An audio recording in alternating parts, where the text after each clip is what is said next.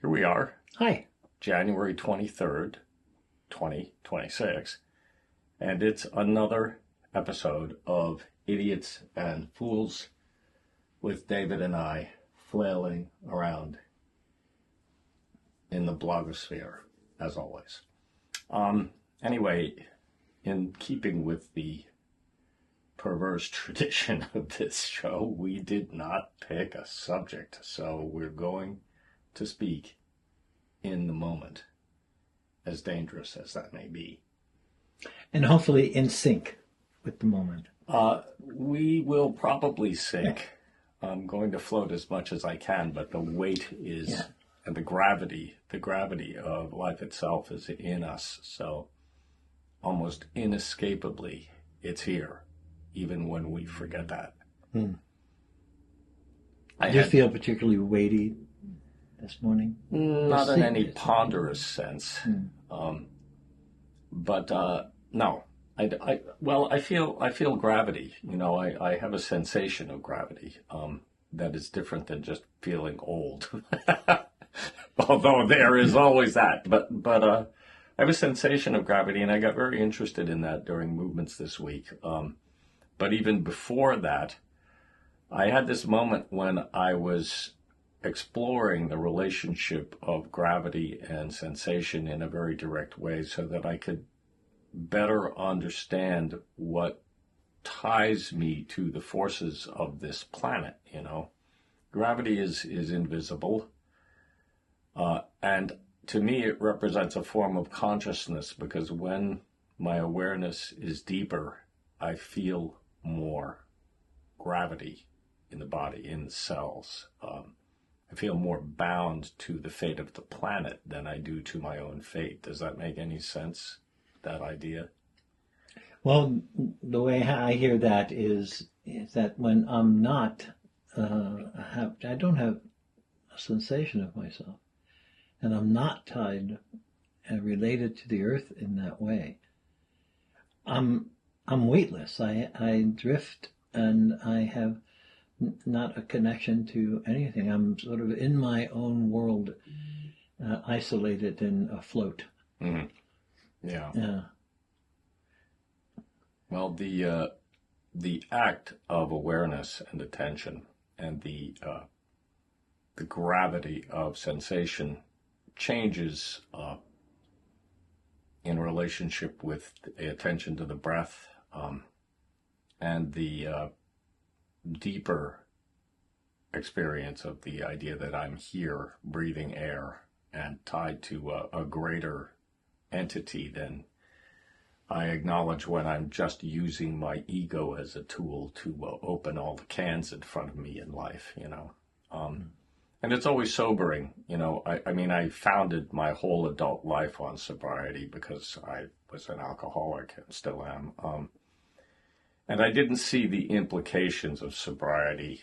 It was almost 43 years ago now. I didn't see what it was going to mean. I just knew I had to stop drinking. It was a thing, not a lifestyle or an experience or a process. It was a like, do this or you're going to die kind of thing. And it gradually, over the years, underwent a metamorphosis, like so many major decisions in life do, that affected the trajectory so that it was no longer a thing, but a living question. And I think almost every person who listens to that will be able to say that they had some major thing in their life that started out as a thing and became a living question that followed them, you know, this question of sobriety for me, gravity, the need to be responsible. I don't think anyone in this work is here without having in one way or another come to the sense of being in a way that helps them understand they need to be responsible. Well, that's an interesting. I don't know whether that's true. Eventually, I think people have a sense that of the need to be responsible. And somewhere it must be inside them. But I've heard people say they came just because they felt lost. They were looking for their home. They felt homeless. Now, maybe it's true that there comes a moment when you recognize it's not going to come to you, or you have to be responsible, you have to be active. And being passive is not going to get you home. It's not going to pull you down to the earth. Mm. Yeah. Well, eventually, perhaps, we begin to sense the way in which being attracted to the planet's energy is being home. That relationship is foundational. And I certainly think that in more essence-based cultures, that they understand that better than we Western scientifically minded people do, you know. Yeah, I don't think Earth is considered a home. I don't think Earth is considered as the mother. Exactly. In essence, It's beings, a thing. It's a thing. It is. Well, you know, the whole current obsession in the public world and the political world right now is with ideas about extraction. You know, minerals and oil are all about extraction. We're going to go dig holes and take stuff out of them. You know, we're going to get things. Yeah. And Well, we do a pretty good job of that now. I mean, it's like, siphoning out oil is happening all over. well, for sure.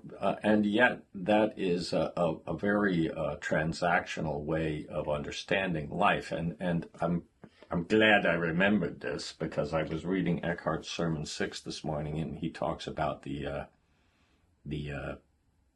episode from the Bible where Christ cast the traders and the moneylenders out of the temple, and he explains that Christ was objecting to a transactional attitude towards what is sacred.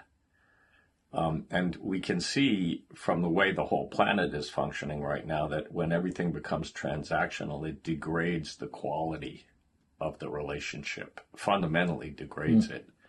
So, and then I think that Eckhart kind of brings it home, in the sense of coming home, by saying we do that inside ourselves as well.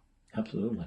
Yeah. Yeah. It begins there. I remember Krishnamurti saying that to somebody who wanted to blame other people for the Second World War. He said, it starts in all of us. It's not like it came from some other guy. You have it in you, too. Yeah.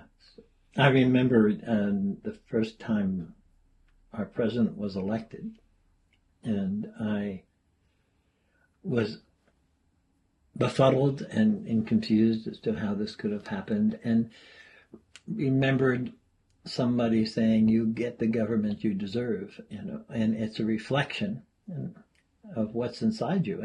And I took that in, and I really looked at myself and what went on, the dialogue, the negotiating, and at every turn, the fact that, you know, if you're not speaking about me, there's something that just wants to tune out and listen to my story about me. Yeah. And there was no one in charge.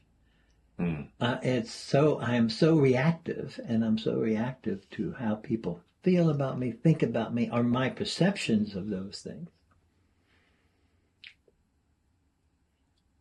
And I had to face the fact that we have the government that reflects the way we are. I think there's some, unfortunately, I think there's some truth in that. And, you know, the peculiar thing is in this work, at any event, in my experience, and if that's not enough qualifiers, I could throw a few more in because I'm very good with qualifiers. In this work, somehow we begin to develop a sympathy for the other, even when we somehow hate them in our outer parts. And it led me to that observation led me to questions about my ex-wife and things that happened back then, and whether my sympathy and love for her now, which is real, was somehow naive because of the destruction she had wrought.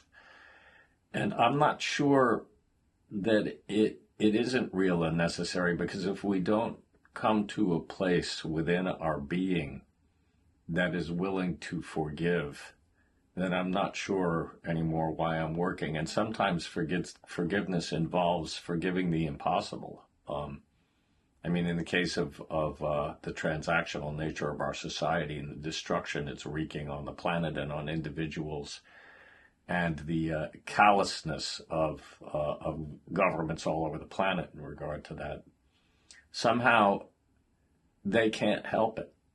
They're unable to be different. And it's up to those of us who are willing to be different to begin somehow. And this is a premise, so I'm just throwing it out there. You can tell me I'm wrong. I would be interested in hearing that. But we have to begin with the forgiveness and the love. This work somehow teaches that inwardly. And can't we overthrow them first and then? Well, believe me, I see the part of me that wants to be violent in exchange for violence. That's a transaction too. But I'm not going to do that. I know from my own life and the trajectory it's taken that I'm just going to think about those nasty things. I'm not going to do them. It's not who I am. But there's a part of me that wishes violence upon others who I think are bad. I mean, that's just a true thing. And I suspect way too many people have that in them because our whole culture centers around murders and explosions and movies of bad superheroes. And violence. I'm violent toward myself. Yeah. So if we don't begin with an ethos of inward forgiveness towards ourselves and others, then where else I don't know, honestly, David, this is an emotional question for me. I don't know where else to begin. I'm helpless if I don't start there. And when I start there, I'm helpless also. But you're helped. Yeah. Helplessness calls for help. Mm-hmm. Well, I won't say that quite that way because that implies that there's some mechanical form of forgiveness. And I don't think that true forgiveness and true helplessness are mechanical. I think they require, as you said earlier, an active nature of some kind. This came to me. It requires eating the enemy. Mm-hmm. Taking them in a way and digesting them, and so you can ingest them and taste everything and the pain that's in them. Mm-hmm. And the lack of heart and feeling for anything, and the isolation that causes, and there's no sense of what's true, so everything is suspect, and so therefore everything is a potential, if not active, enemy. Mm. Imagine that. Imagine living like that. Well, it brings another level of inquiry to the question of the law of reciprocal feeding, doesn't it? And as you mentioned, this idea of eating our enemy, I thought about all of the ancient and deeply rooted, weirdly Jungian cultural practices of cannibalism and killing the enemy and eating his heart in order to gain their power, and right up to the point where that became civilized, and Christ offered his flesh and blood not as a means of revenge or power, but as a means of salvation, the sharing of the identity of the flesh, to acknowledge our helplessness in the face of one another, and the way that we need to feed each other. So there's a huge trajectory there, but the idea is that we have to be willing to take things in that that are not us and accept them in order to be. We got to come to that at some point, that there's things that are going to flow into us that we don't like or want, that might not be who we are, and yet they are true also. So how do I process that when I meet it? It demands discernment and a recognition that this is not me. It's I don't have to repel it.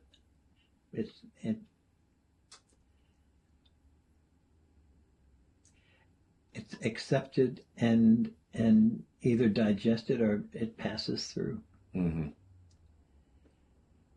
Well, sometimes I see things that flow into me mostly from the ordinary world, and I have to see more clearly that I should say no, you know. Mm.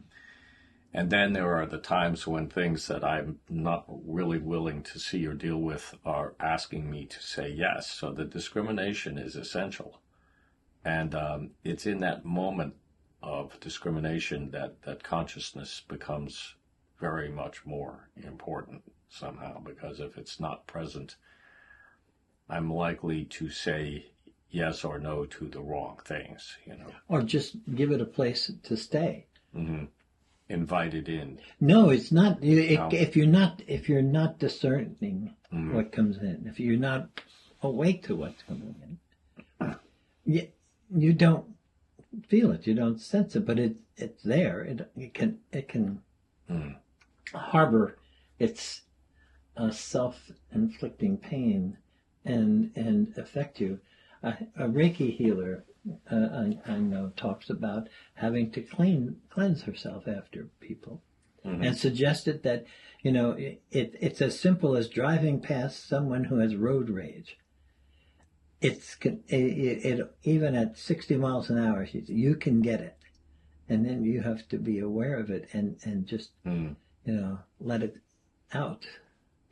Well, yeah, there's some truth in that. I remember that Betty Brown always used to tell me that there were bad influences, things that flow into us, and that you had to be on guard for them, because if you fell under their spell, that could be it. You know, I mean, alcohol was a bad influence for me, there's no doubt. And I had to see myself dead in the mirror in order to get past that and move on to something else. So influences can wish us dead. I think it was Nichol who said that alcoholism and drug addiction were diseases where all of the eyes and personalities surround essence and try to kill it. It's a kind of a wicked vision. Is essence in the liver? I don't know. Alcohol kills the liver. Well, it affects every major organ. But, hatred and anger affect every major organ too. They penetrate them, and they call for actions that are objectively wrong, I think. And I think every one of us has felt those things at one time or another. Yeah. Yeah, it seems that it's certainly at play now.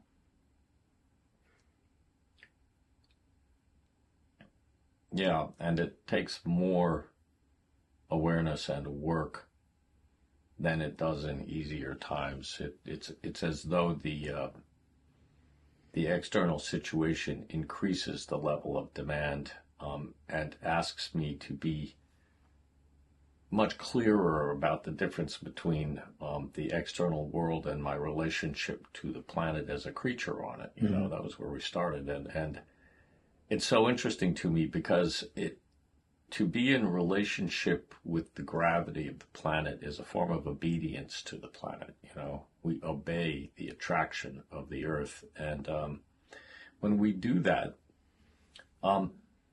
we have a stabilizing force in us that helps us to stand apart from the things we would otherwise react to.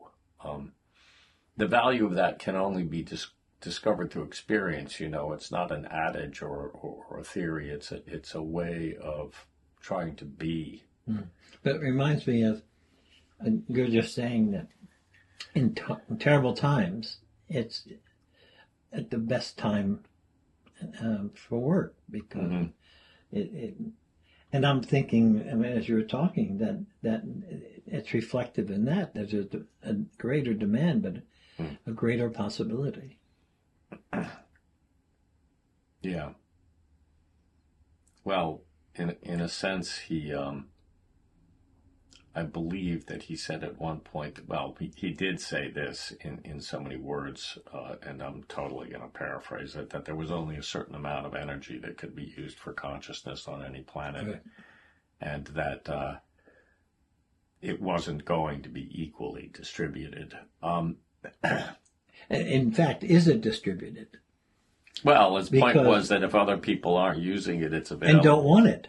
Yeah. How many people have you met in your life who reject being aware of things because they just... Oh, yeah. Can't Well, bear it. it happens all the time. The considered life is a rare thing. I remember that Winston Churchill once said that most people stumble over the truth at least once in their life, and almost all of them pick themselves up and carry on as though nothing had happened. And I think that that's probably something that we run into as individuals on a daily basis. You know, something comes along that's quite true, and we just ignore it. We're asleep. We don't care. We're actively asleep, and we choose the sleep. And there are points where we have choices. Mm-hmm. Yeah. Well, this question of obedience and gravity is helpful to me anyway, because it really sank deep in the body, and it spoke in relationship to breathing and awareness and the material nature of this work. And I began to see that my center of gravity and the stability and the stillness that I carry in me depends on the force of the planet to support it, not my thoughts about what work is. You know, those are almost useless relative to the true forces that support.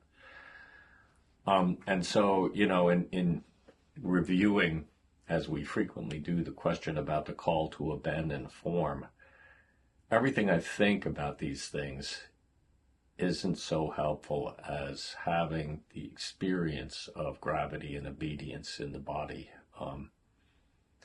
because it does not need the form or the words to explain to me what being is. It just helps bring it. It issues a call, you know, as we say. And if that call isn't issued and I don't align better with the forces that bring it, I can think about anything I want to. It's not going to help me. Because it can't. It's not that thinking is bad, but it's weak, you know. And it's isolating. Ah, yeah, that's true too. And sitting here trying to feel gravity, and it seems to come hand in hand, that downward movement. I don't know whether it initiates, but it helps to reveal an upward movement. Mm-hmm. Well, they're both necessary.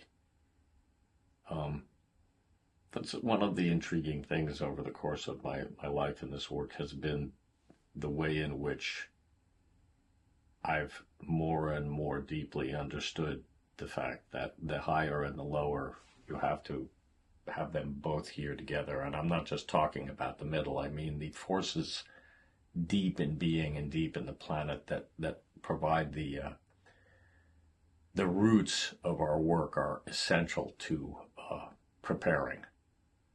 If I don't reach into those places where it's very still and silent and where the sensation is deep, then I haven't prepared myself for the help, you know. And if I just think about it, well, I've done nothing.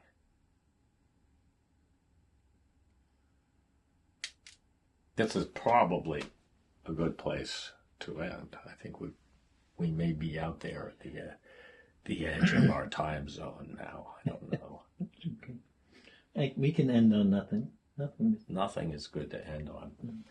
But next week isn't next week tropical week? Oh no.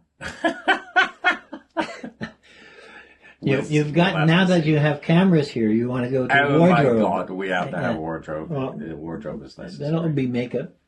And there will be makeup. When are we going to start dressing up like the idiot and fool on all your That's papers? coming soon, but you know, I got the beanie for the idiot with the propeller on it. I actually have it, and it was for kids. It was too small. And I was like, don't they understand that adults want to be idiots too? I don't get it. This is a product that you can create and get it out there. Well, I'm working on it. There will be costume. we promise the audience there will be costumes, but not yet, because this is a work in progress. And as you can see, last week the studio was messier. This week it looks a little better. It'll keep improving, and then the stupid costumes will come. So that's the plan. Thanks for joining me today. And thank you for having me. we'll see you next time.